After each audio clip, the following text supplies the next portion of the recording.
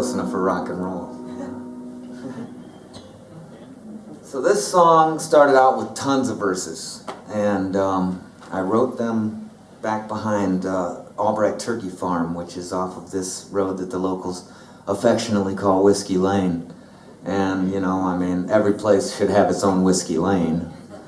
It's less Whiskey Lane than it was, I think, in the 60s and 70s, but it's still known as that.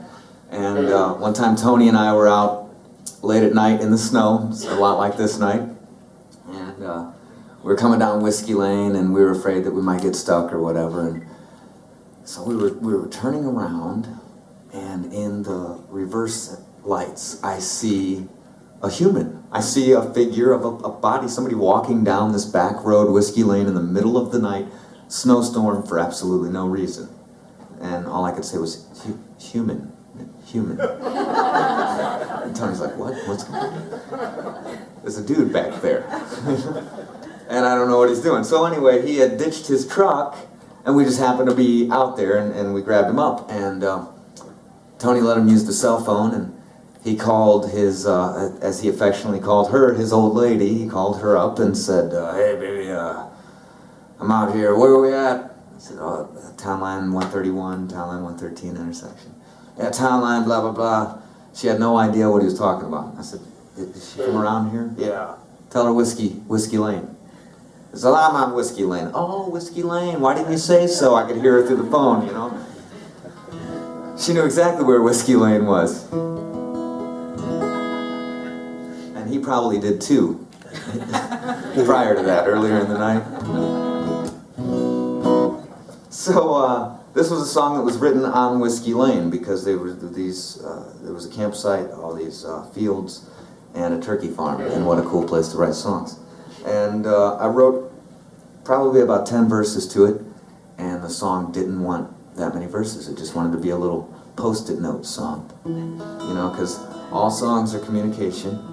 They're all letters to somebody, whether it's to yourself or to someone specifically or people in general. And sometimes all you need is a post-it note, right, to like get the idea across. And if you say more than that, then you say too much. So I call those post-it note songs. Anything that falls below usually 2 minutes is a post-it note song.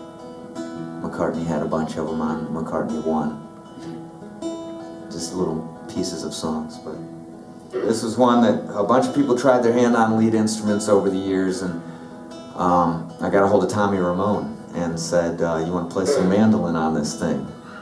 And actually when I asked him if he wanted to play on Last Bird Home, he said, are you going to do that bird song?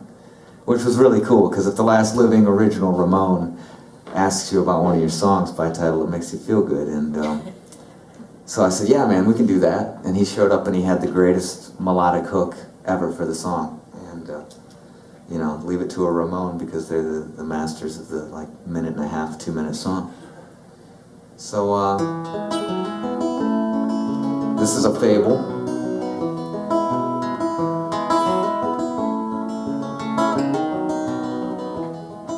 I have to say, it's also the first song that I ever went on YouTube and found a random guy playing on YouTube, which is really cool.